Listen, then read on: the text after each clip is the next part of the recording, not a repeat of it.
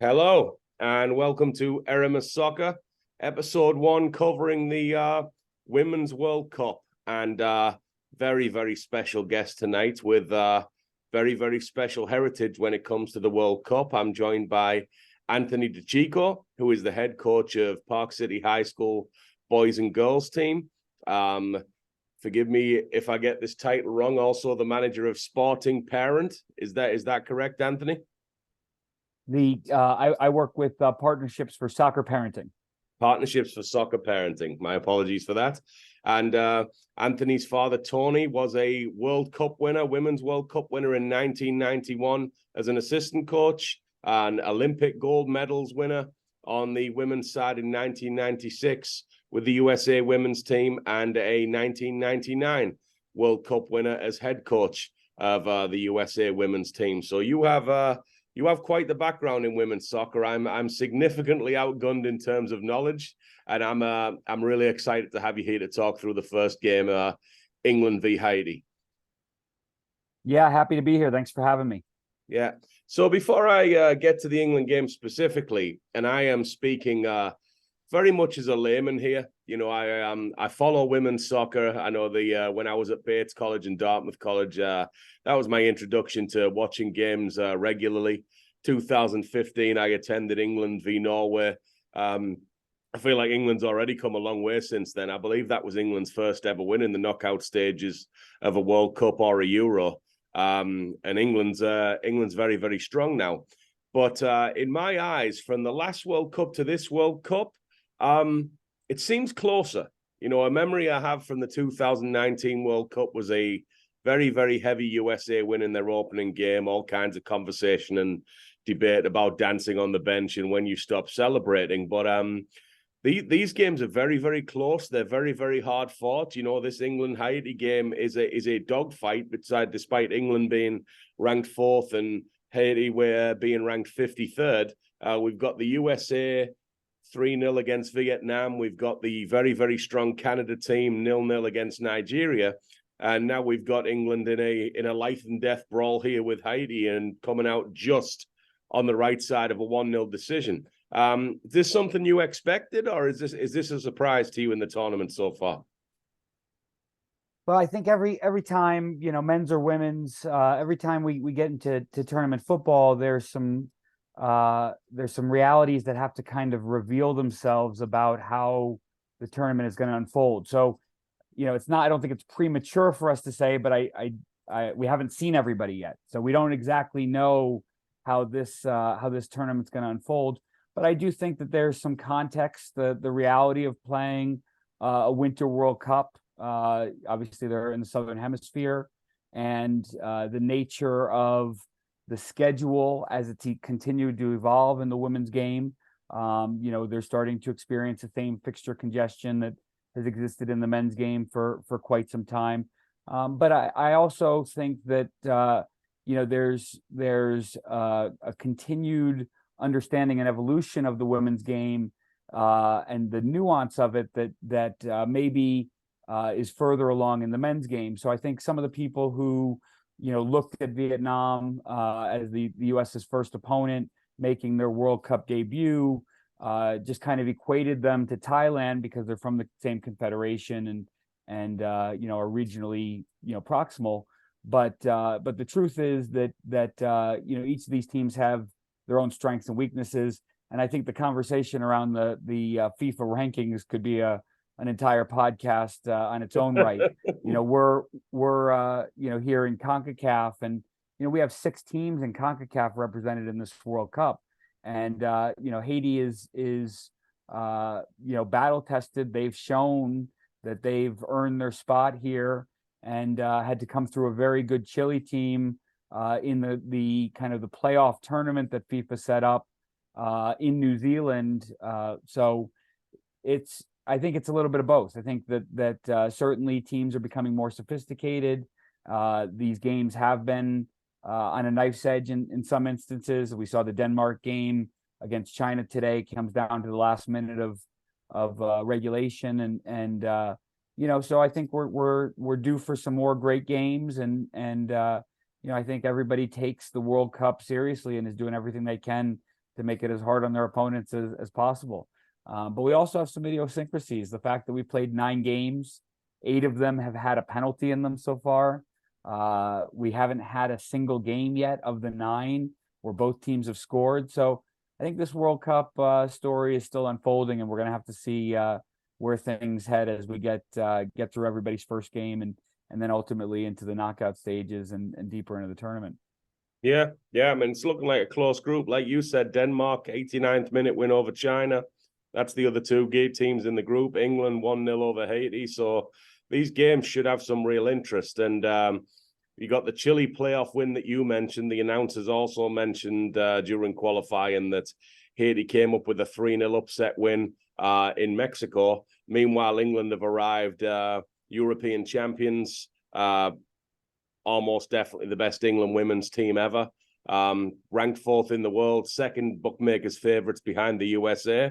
But this game is, like you said, the reality is hit, and this is going to be a tough tournament, and these are going to be hard games. When we look at the lineups for the 2 teams, I'm just going to read them off here. We have the reigning world goalkeeper of the year, Earps, in goal for England, with a back 4 of Greenwood, Carter, Bright, and Bronze. I remember Bright and Bronze from that 2015 game that I attended, so very much veterans there. What I thought looked a very physically strong midfield of Toon, Stanway, and Walsh. Then the wings of Hemp and Kelly behind the classic English target forward, Russo. Then you've got Theus, who I thought had a very good game in goal for Haiti. Centre-backs of Lemarge and Joseph. Full-backs of Louise and Frere. Winger of Louise, Judy, Pierre-Louise, and Mondesir in midfield behind a dangerous front 2 here of Dumonay and Borgella. And I don't know if they're relatives, but I could tell you in 2007 with the Cape Cod Crusaders, I coached Ricardo Pierre-Louise, and I'm wondering if that's a younger sister of him in the lineup there.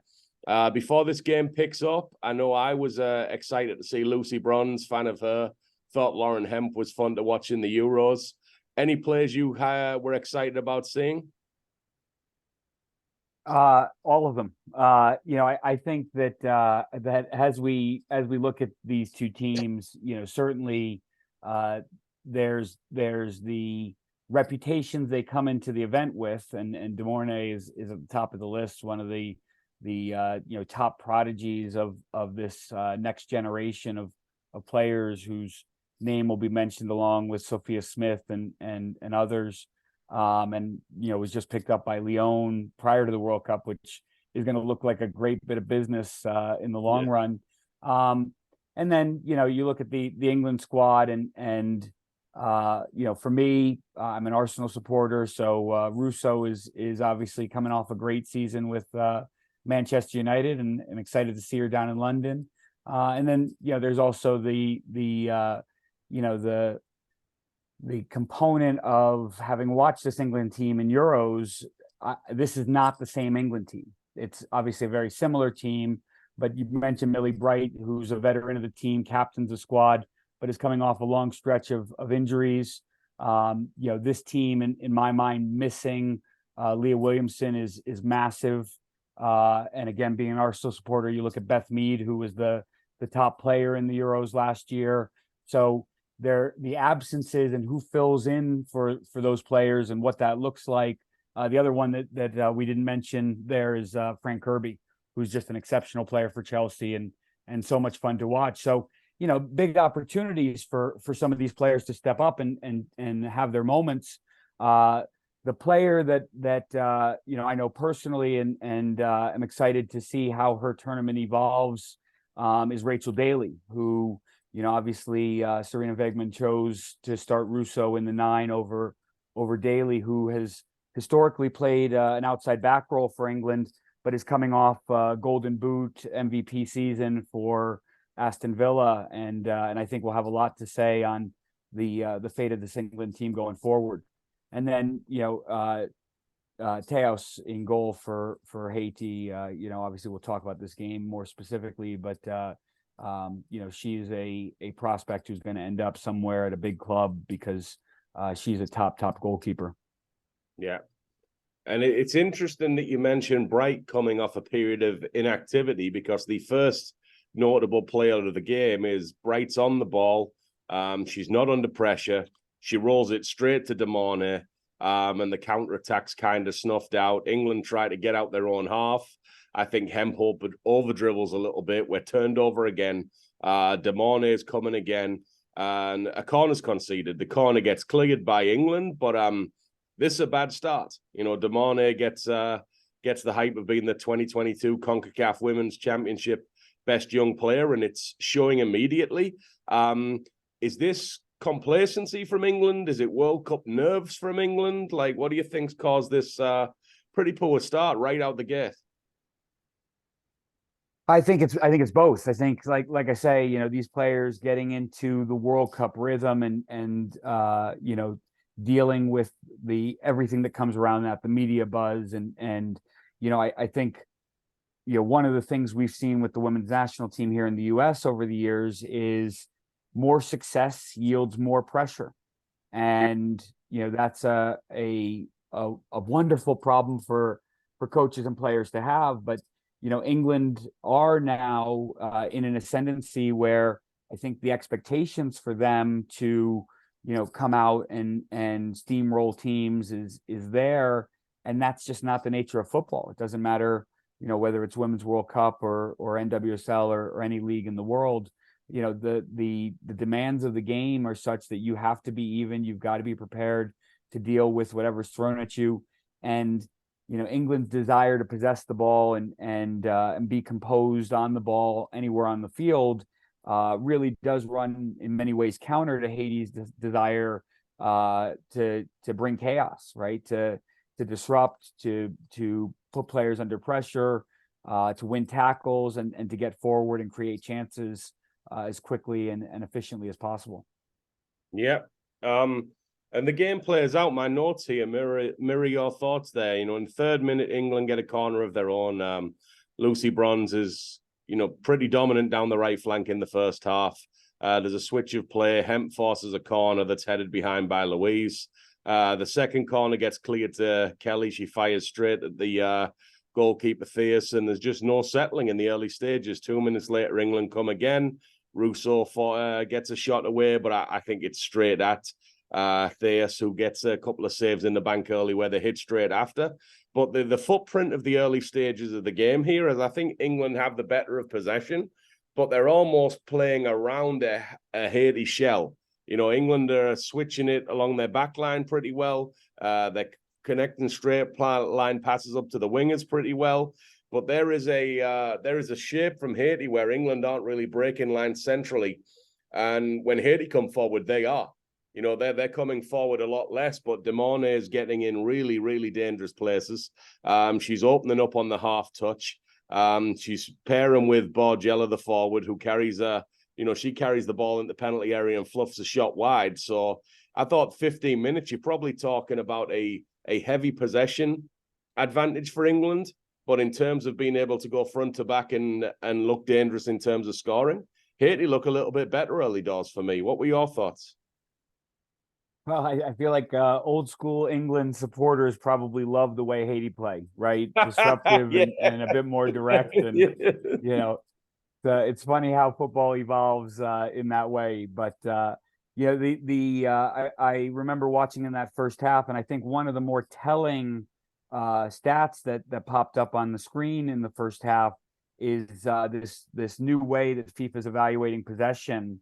So, yeah, England had certainly more possession, more than 50% possession, but something like 25% of possession when that stat popped up was the ball in contest, right? That it's not Haiti's possession, it's not England's possession, but the ball is you know, in transition or being you know, being dueled over.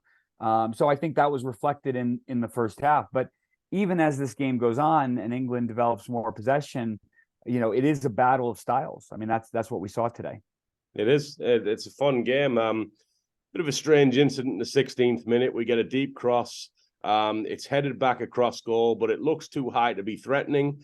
But then we get a VAR check for a foul by Pierre-Louise of Haiti on Chloe Kelly. Full speed. I had no idea what they were looking at VAR. None of me thought it was a penalty. The ref goes over to the monitor. You start to see the replay, and there's a lot going on. It is a clumsy challenge. The ball might be out of play, meaning is it a penalty? And then we look. There is a foul on Joseph, the Haiti defender, by England, which I think saves the penalty. The ref comes away from the monitor, announces with a microphone to the crowd, which is an advancement I'm very much a fan of. I'd love to see that adopted worldwide. And says there is no pen. I'm an England fan, and I'm still happy there's no pen. That ball was going out of play. I don't think there was any threat to score. I think it would have been a real shame if England were handed a penalty from that play. But there was just a lot going on in that VAR. What were your thoughts on that? My first thought was, we've seen now with VAR over the years, the rarity of a center going over to the monitor and then not giving the pen. Usually in those moments when the VAR recommends that the center come over and review the play themselves, that's typically an indicator that we're going to see a penalty given. Yeah. But I think, you're absolutely right that, there has to be some prudence in the moments like that. And I'm not sure that the ball was going to end up in a playable situation. And the other piece to it, I think as well is, it's one of those moments where if she'd given it, I'm not sure VAR would have overturned it. But the fact that she doesn't give it in real time, is it clear and obvious that she needs to point to the spot?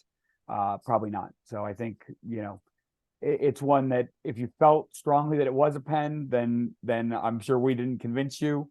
But if you felt, strongly that it wasn't, or are okay with the referee's decision there, I don't think that you're going to be talked off that point either. Yeah, and just one last bit of confusion. The referee comes away from the monitor. We've decided it was not a foul by Pierre-Louise to give away a penalty, I think due to the foul by England on Joseph. But she does receive a yellow card. So I'm not quite sure what's going on, but we go again. We move on. Lucy Bronze carries the attack down the right. Couple of neat combinations. Sends over a cross. Russo collides with the goalkeeper. Free kick Haiti after the goalkeeper receives 20 minutes. The physical presence of Russo is quite impressive.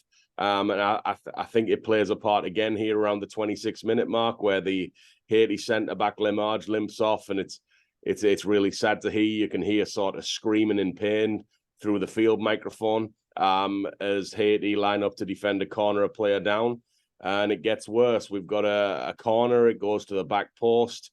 And Louis, it's a handball, and it's just a strange play. To give a visual of people who didn't see it, it's a defender jumping at the back post. She's got both of her arms fully above her head, almost in the style of a goalkeeper coming to claim a cross, or a volleyball player blocking at the net. And she's just sort of tapped the ball, and it's a penalty for me. And it's a really strange play to make in a World Cup. What were your thoughts on that incident? Well, one of the prevailing thoughts that I have is shock that that's the deciding play in this game. Right. Sometimes we see something like that when a player gets bumped in the back and they're kind of flailing, trying to maintain their balance. But there is an England player behind her, but they're not in contact, and it is a head scratcher for sure, and also I think very clearly a penalty. Yeah, and the penalty doesn't come without incident. Georgia Stanway steps up. The announcer tells us that at the last World Cup, England had 3 penalties saved. So he's foreshadowing this because he comes a 4th. It looks like a great save diving to the right by Face. Sneaky little play from England after the save because 6 Haitians sort of mobbed their goalkeeper in celebration. And you can see England try and take the corner quickly while they're still celebrating. But we get a redo. VAR says that the goalkeeper is off the line. England get a second chance. They get let off the hook. You're looking at this. This is kind of the VAR age, if you will, because, I mean, she is off the line, but they used to never call that, right? Well, we were certainly the beneficiaries of it in '99 when Bryce Curry gets probably twice as far off her line in the penalty shootout against China.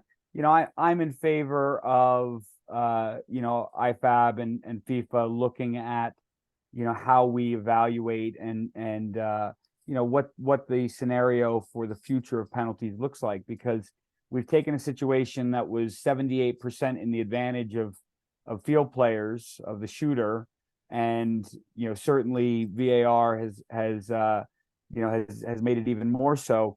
But, you know, to reiterate a point I made earlier, it's just a strange World Cup so far for us to have 8 penalties. 4 of the 8 have been scored, but 2 of those 4, including this one from Stanway, are scored on a second attempt, on a retake after VAR, you know, after VAR intervenes. So, you know, I'm a believer that you know, there should be a little bit of gray area here. I don't think that this is something that you know, we can handcuff the goalkeepers much more. And we're starting to see goalkeepers continue to evolve the rules where you know, goalkeepers are leaving early, and I think that that's something they need to do in order to have a chance. But they're starting behind their line so that when they leave early, they're ending up on their line. But just from a pure you know, goalkeeping standpoint, it's a tremendous save that she makes on that initial take, and you know, Stanway doesn't make any mistake on the second one. Yeah, I'm going to reveal one of my conspiracy theories here, and I'm not much of a conspiracy guy, but when you look at these advancements in the game, you've got the VAR we're giving more penalties now. We're making the penalties harder for the goalkeepers. We're designing the balls to move faster and move more. We're adding on more injury time significantly. It seems every rule changes in favor of the attackers. It seems everything is designed to sort of inflate attacking statistics. And it just feels a bit like they're trying to make it a world where we will always be currently watching the all-time greatest statistically, because they're going to manipulate the game to inflate the goals and stats. You know, in the 90s, we had Maradona winning the Serie A Golden Boot with 11 goals. And I know all those dudes hitting 20 in Serie A now aren't twice as good as Maradona.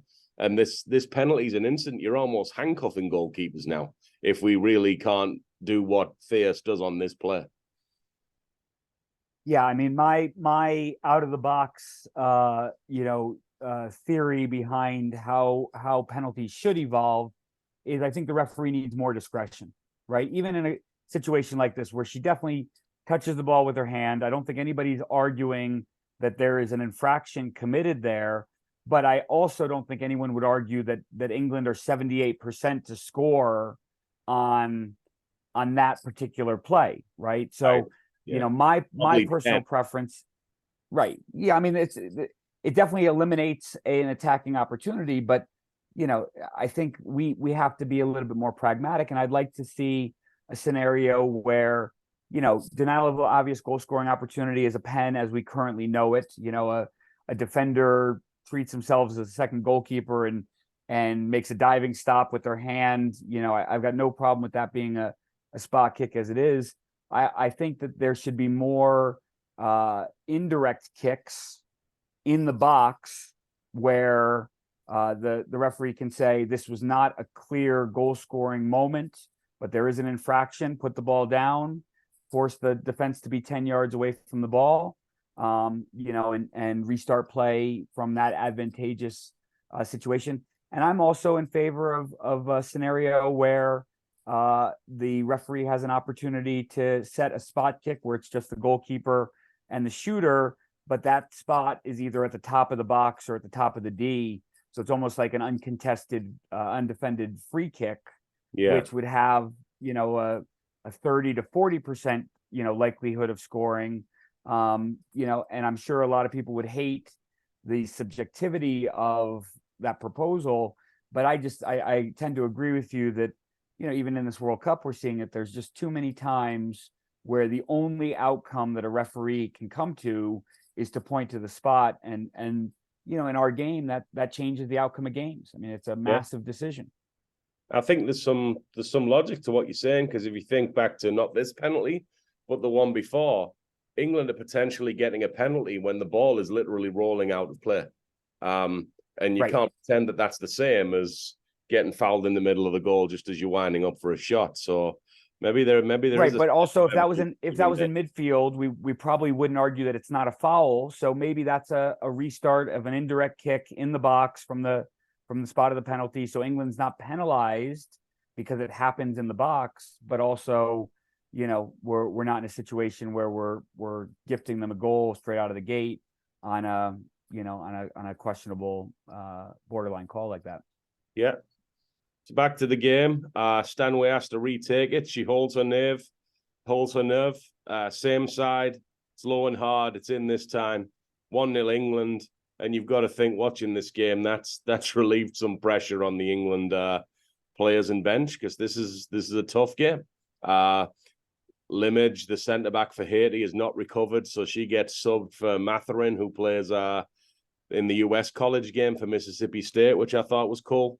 And then in the 36th minute, it really struck me, because England made an error, but it allowed them to showcase what I see as a strength watching this game, because they turn the ball over. It's a 3v2 Haiti break, and within 3 or 4 seconds, it turns into 7v3, 7v4 England. These players work back. They are big, strong, athletic, mobile, disciplined. It had vibes of that viral Atletico Madrid clip when they were sprinting back to defend a counter. And that was strangely the one part of the game where I'm thinking, this England team's not blowing anyone away in the final third on this day, but it's tough to beat a team that can do that, right? Yeah, well, my recollection of that moment in the 36th minute was Dumonay going for the goal of the tournament with her her scissor kick. Yeah, I mean, that would have been one hell of a take, and just the audacity to go for it. I know it doesn't hit the target, but that was emblematic of what Haiti was capable of. And even though England was in possession with the duration and the consistency that they were, Haiti throughout the course of this game were dangerous, and that was just one more example of of them threatening. Well, our two views on that might summarize the game, right? England working, fighting, holding on, and Dumonay just brilliant. To me, the most impressive player on the field. Absolutely would not be surprised if she ends up in the team of the tournament. Obviously, Haiti, you're going to have to get some results for that to happen, but just a joy to watch. And I won't pretend I knew a lot about her before this game, but I was beyond impressed with her. I think you're going to be seeing a lot more of her in the years to come. Yeah, I think if you play that game again and simply switch her to the England team, I think it significantly shifts the dynamic of the entire game. I think she's that good, and it's rare you think that about individual players. Yeah, I think if we look at the attacking play from both teams in this game over the course of the game, I think what we see is that both teams would have benefited from finding their target forward with more consistency, because I don't think that Dumonay gets enough opportunities to find the breakthrough goal. And I felt the same way about Russo. I felt like, she was working hard. She was, putting the Haitian backline under pressure. But I just kept finding myself wanting the English squad to find her on a more consistent basis so she could develop a little bit more rhythm in the game. Yeah, makes sense. Other end, Russo creates some space, fires a shot. Theus is racking shots up in the first half, but I feel like they're not as impressive as the second half says, because a lot of these England shots from open play are going at her or near her. 2 minutes later, Stanway cross to Hemp. It kind of bounces off the winger. It's a bad touch around 6-7 yards out. Rolls right to Theus again. And there's an interesting stat, because it shows England are taking 8 seconds to recover the ball when they lose it, and Haiti taking 16 seconds to recover it. It's an interesting stat about the pressure on the ball, I don't believe it is anything resembling England being twice as good as Haiti, because I think some of that's by design. I think Haiti are going into a shell. They're blocking off passing lanes tremendously well. There's not a lot of quality ball going into the feet of the England centre forward. They're almost conceding the England fullbacks, who kind of make more of a footprint on the game as it goes on. But I think Haiti are giving England the ball if they want to switch it across their back line, if they want to play wide of the real danger zones. I don't think Haiti are breaking their backs to press that, but then when it gets past Central England, try to break lines, the pressure is actually very intense, and they descend on the ball in a pretty impressive manner. What are your thoughts on the tactical, footprint of the game so far, approaching halftime? Yeah, I mean, heading into the half, you didn't feel like England were particularly threatened. At that point in the game, there's another moment before halftime where that becomes a little bit, that premise gets tested a little bit. But what I saw from Haiti was Borgella and Dumonay applying pressure, looking to win that ball high up the field when they could. But when they couldn't, recognizing that they needed to get numbers in behind and being more compact. And I think that's why Russo had a tougher time finding the ball and developing that rhythm. The other player we haven't mentioned yet, and it's probably we probably deserve some demerit points for that, is Kira Walsh. Was fantastic in this game throughout, but especially in that first half. Her ability to really establish both the counter press and then England's possession, I thought was exceptional. Yeah, I thought about Stanway, Walsh, and Toon. I thought they were all similar in terms of they work phenomenally hard. They covered a lot of ground. They're absolutely an integral reason England win. But I just feel like they couldn't provide the bridge that Dumonay provided on the other team. They couldn't break the game open in the final third. And, I'm sure it's not a lack of effort. It's Haiti doing a good job. But I just thought they were excellent, and they've won, so you can't complain about that. But I thought there was a bit of magic on the ball in the Haiti team that England didn't have on this day. Well, and this is also where I think, not having Frank Kirby in that midfield becomes a talking point, because for all of these players, and it's not like they just found out yesterday, but this is a massive moment for them and their first game of the tournament. And I expect all three of those players who are all quality. But in particular, Stanway would be the one that I would say, yes, she scores the goal. But those who watch her regularly know that she's capable of more than we saw from her today. And I think we're going to see that as the tournament goes on. And to finish up the half, England left back Greenwood gets a cross into Russo, who heads wide. Russo reminds me of one of my childhood favorites, Alan Shearer. Just big, powerful. I don't know if target woman is a term, but just a spearhead striker that just looks a problem to play against. And speaking of problems, we've got Dumonay again. She's in the box 1v1 with Bright. She wins a corner. Corner's cleared out. She gets the second ball. She finds Borgella with a cross. The header glances off Borgella. It's a big chance, this one. I thought it was a goal. This pair is danger for England. They are problems for England. We get 9 minutes of stoppage time. England hold out. The last play of the half is a yellow card for Georgia Stanway. And I would say the two main things I noticed from the first half: Dumonay, phenomenal, fun, effective, gets in great spaces, turns to face goal, finds her forward. There's just all kinds of problems. And the joy England did have, and there wasn't as much as they'd hoped. I thought Carter and Bright drove forward well. And I thought particularly on the right side, whenever they did manage to pick Haiti or sort of pick the lock, and it wasn't much, it was when Bright, the right winger, checked in Kelly, and the overlapping Lucy Bronze would kind of be a little triangle. Bright would drive forward, Kelly would check in, Bright would split the Haiti team and find Kelly, and Kelly would turn it round the corner one touch, and we got Lucy Bronze driving at fullbacks and getting crosses in. I thought Bronze was was England's best player. To be honest with you, another one I'd be saying is an early contender for best 11 of the tournament. That was my sort of tactical observations on the two teams. What were your observations from the first half? Is there anything you would do or look to change if you were the coach of either team at the interval? Well, I think that I don't want to gloss over that moment in the 44th minute off the short corner for Haiti, because, you know, when we look at games like this and World Cup games in particular, tournament football in particular, the margins are so thin that I thought that I was with you, Borgella, in that moment.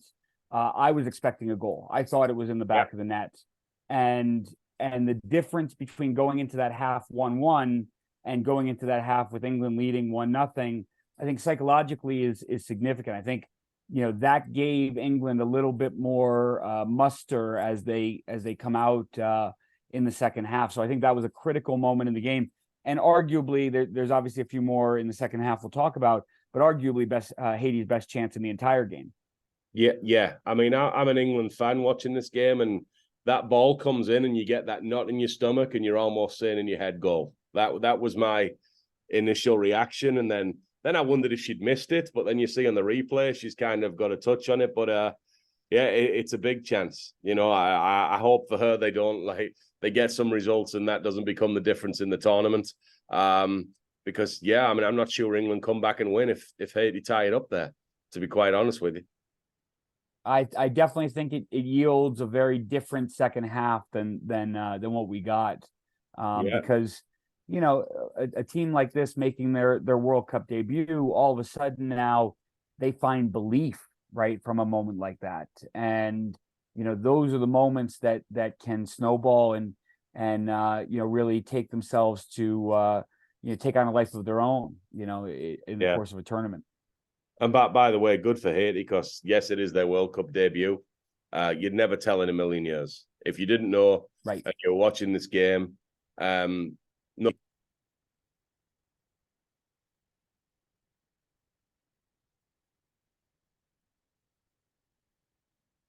think I just Sorry lost about my that. Yeah, I think I just lost down for a second. I live up in the mountains, and sometimes the internet is like circa mid-90s up here, so probably my fault. Yeah. So if you're listening, that was not your internet; it was ours. But the second half start, that was our own little halftime break, provided by the Wi-Fi. Kelly picks off the ball in the penalty area. Successful England press. Thought Chloe Kelly was good. You know, I think Haiti were very strong defensively, but I thought Chloe Kelly, you know, caused problems throughout the game. She sends in a cross, it's deflected. It's another save by Fierce. This is probably a better one than many that were hit right at her. And the 50th minute, if I wasn't already impressed with Dumonay, which I was, my understanding of the women's game, and tell me if I'm wrong, because I'm going to kneel to you here, that Lucy Bronze is one of the world's best defenders, one of the world's strongest fullbacks. Is that accurate? Oh yeah, she's definitely in that conversation. I mean, she's an elite player. There's no question about it. So she is absolutely brushed off the ball here in the 50th minute by Dumonay. She's left in a heap off the sideline. The Haitian forward strides forward, smashes a shot that kind of curves in the air, forces a pretty sharp save in the end from Earps. England continue to struggle. Lauren Hemp is booked for a foul on Mondesir as this continues to be a real stiff test. 58th minute, England sort of bare their teeth. Back-to-back saves forced by the powerful striker Russo. The first one, she presses the ball, turns over. Fierce saves the shot. And then the second one was really impressive, because for people who haven't seen this, when I say Stanway hammers this cross is absolutely drilled. Think of a ball going top corner of the goal, full power. And Russo just cushions the ball down with a chest like there's no air in it to create the shot and forces another good save.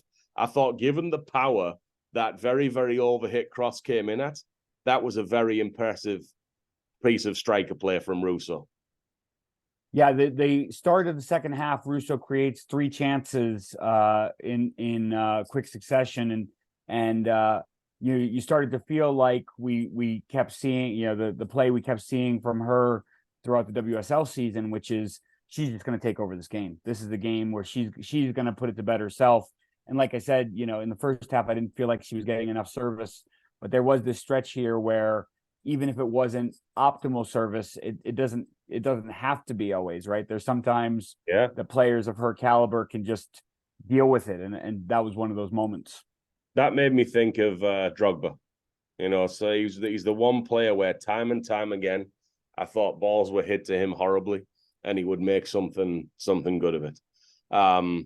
Another one is Paul Wilkinson, who played for Middlesbrough in the early 90s, and only I know him. So we'll stick with the Drogba comparison.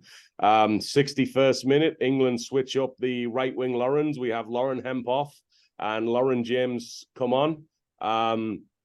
We have a Haiti 3v1 that's very alarming that gets broke up by a scrambling Bright, only for the offside flag to go up anyway.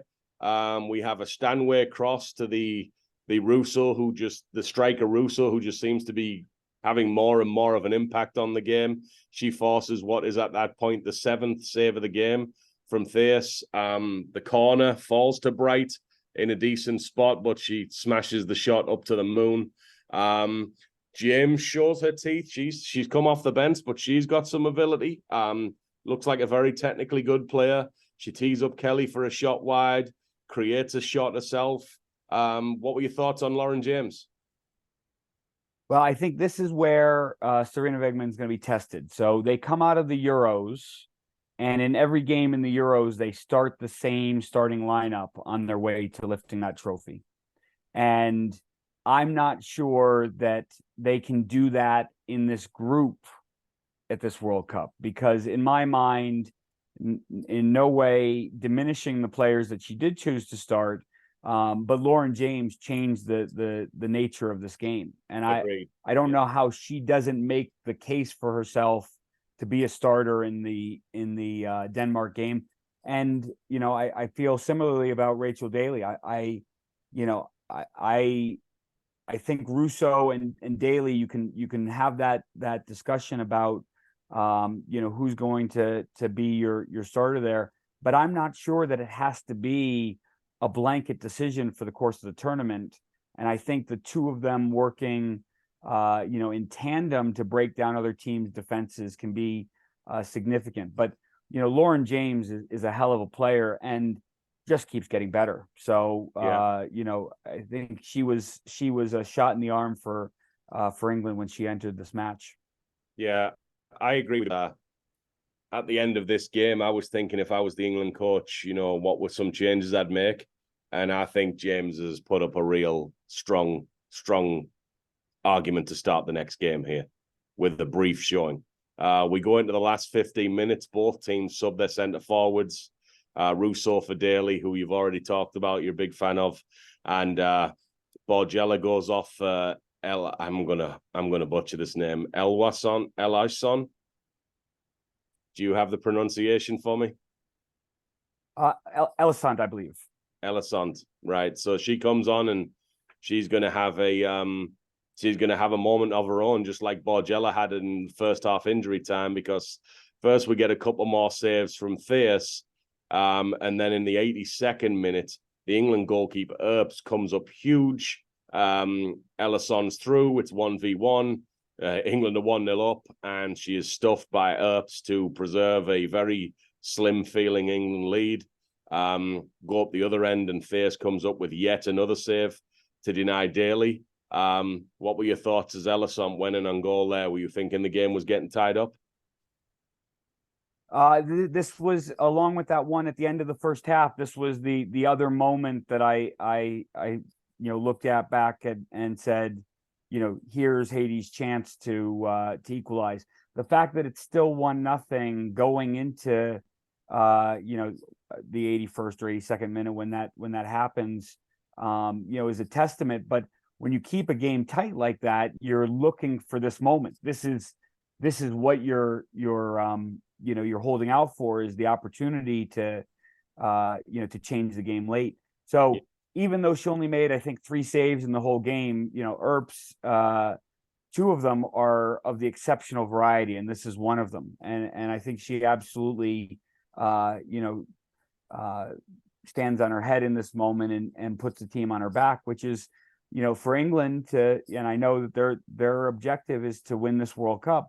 For them to even consider that as a possibility, this is what that level of goalkeeping looks like. This is the type of goalkeeping that's going to be required, not just against Haiti, but certainly in the knockout stages against some of the top strikers in the world. You need your goalkeeper to find a way to come up with a save like this, and it truly is exceptional. Yeah, I think tournament football's funny because it's easy to turn around and say here, England aren't winning the World Cup playing like this, but like there's different ways to win tournaments. Greece won Euro 2004 without ever being in control of any game they played. Mourinho's Porto win the Champions League. Similar vibe. I actually feel like it's more likely that a very strong defensive unit that maybe misfires game to game could pull off a tournament win before a team that scores goals and ships them at an equal rate. It's going to be tough. Like I'm very interested to see England against the big guns here. But I think they've at least showed that they have defensive strength. They have tactical discipline. It looks like they have a coach who she's obviously won the Euros with England and the Netherlands, so she knows what she's doing across the course of a tournament. There'll be a threat, and I thought it was notable in the last 10 minutes. It looked like England were very, very hyper alert on every turnover to not let Dumonay have the ball in space like she had been for effectively the entire game. She does get one more chance. And I forgot the minute. I didn't note it down, but she goes into the penalty area and the centre-back Carter sort of stuffs the attack. And that was the last attack of note. And England get the 3 points. This is by no means a statement game. It's by no means any suggestion that they're going to roll to first place in this group without resistance. In fact, Denmark could provide a very tough game. And if they do, then China took Denmark 0-0 to the 89th minute. So this could be a real dogfight just to get out of the group here. Any thoughts on the Denmark game? We've already talked about Lauren James. Any final words on your first impression of England in this tournament?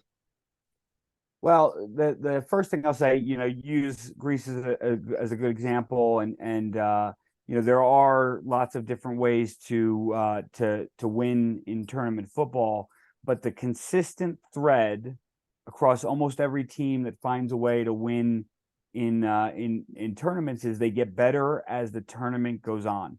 So I don't believe that this is either England nor Haiti's best game. I expect both of them will extract the lessons and go from that, go forward from this. But Serena Wegman after the game was being interviewed, and I think her level of respect for what Haiti was able to do is what the world should take away here, which is this was a hard game. It was an incredibly competitive game.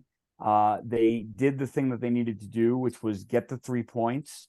But this is also likely not the last team they're going to see that's going to be good in transition. And it's also not the last team they're going to see that's going to threaten them, especially as, Millie Bright gets back up to speed and back into fitness. And so I agree with you. I think Bronze was the best of the four in the England back line, but I do expect, and I believe England will need to be better defensively going forward than they were today. I think there's a lot of exciting football ahead for both these teams. Pernille Harder is not going to roll over as Denmark step in and take on this England squad. She's played in England. She knows these players exceptionally well. A lot of them are her former teammates. And Denmark will also be buoyed by the fact that they were able to get a late winner against China. So similarly, didn't play their best game, but walked away with the 3 points that they needed to. So, what I expect in the Denmark-England game is a little bit of what we saw in the U.S.-England game in the 22 Men's World Cup, which is it is not critical that either team wins the game.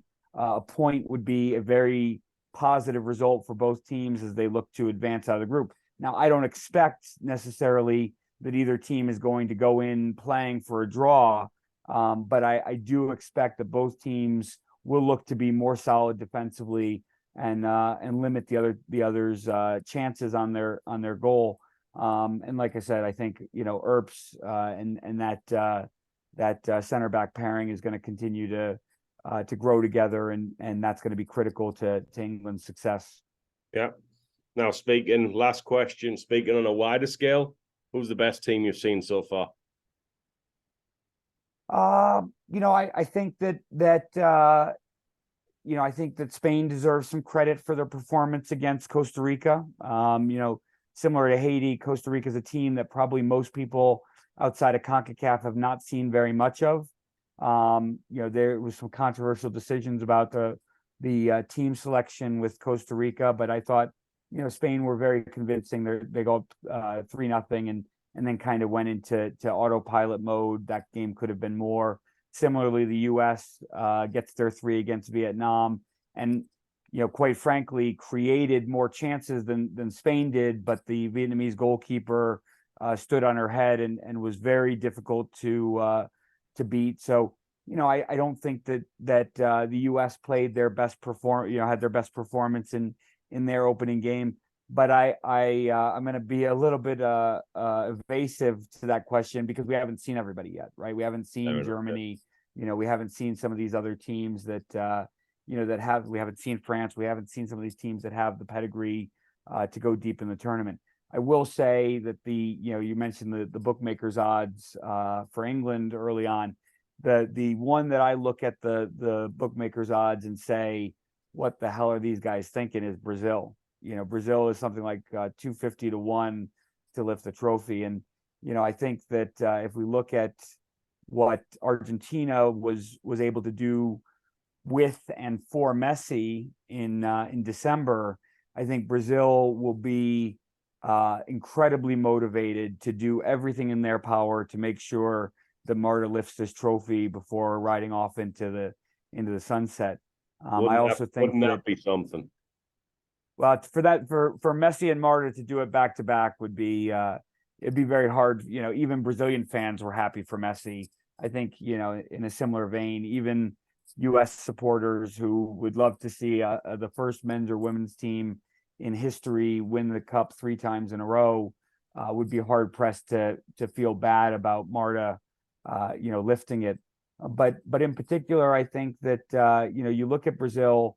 And Pia Sundhage is an incredibly experienced manager who also has a bit of a chip on her shoulder, who's won almost everything there is to win in the game, but came up short against penalties in Japan as the U.S. coach in 2011. So if she has, and generally I think this is what happens with coaches, as they continue to develop more experience and have seen more and know their opponents better.